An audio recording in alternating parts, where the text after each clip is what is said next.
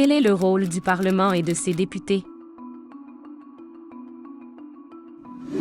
Essentiellement, le rôle du Parlement canadien et de ses membres est de représenter la population, voter des lois fédérales, contrôler les dépenses publiques, surveiller l'action du gouvernement en place. Les activités parlementaires nous concernent donc tous directement, et c'est pourquoi il est important de bien en comprendre le fonctionnement. Comment les dépenses sont-elles approuvées? Le gouvernement, plus précisément le ministère des Finances, prépare un budget fédéral.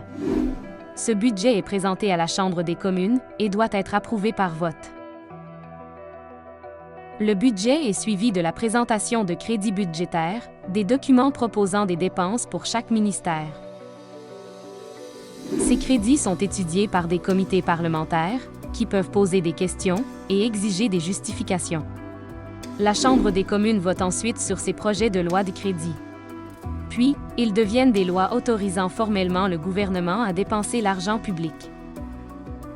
Le vérificateur général du Canada est chargé de surveiller si les ministères dépensent l'argent alloué selon ce qui a été approuvé.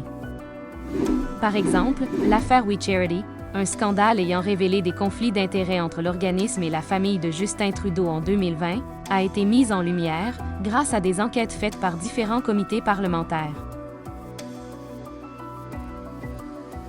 Qu'arrive-t-il lorsque le Parlement est en prorogation et cesse ses activités, comme ça a été le cas depuis le début de l'année et jusqu'à récemment? Suite à la démission de Justin Trudeau en janvier, le Parlement canadien a été prorogé, ce qui signifie qu'il était suspendu et ne siégeait pas. Le gouvernement a alors eu recours à des mandats spéciaux, un mécanisme prévu par la loi sur la gestion des finances publiques. Ces mandats ont permis à la gouverneure générale d'autoriser des dépenses qualifiées, d'urgentes, et totalisant 40,3 milliards de dollars. Ces dépenses incluaient notamment 178 millions de dollars pour CBC et Radio-Canada et 92 millions de dollars pour le ministère des Femmes et de l'Égalité des genres.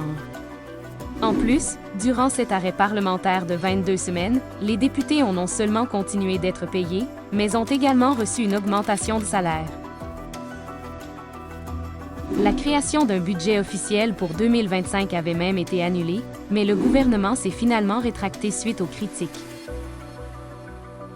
Voilà quelques exemples sur pourquoi les activités du Parlement nous concernent tous, et pourquoi il est important pour chaque citoyen de s'en tenir informé. Les membres du Parlement travaillent pour vous et dépensent votre argent durement gagné, il est donc important que vous soyez au courant de ce qu'ils font et que vous les gardiez à l'œil. Et nous sommes là pour vous aider.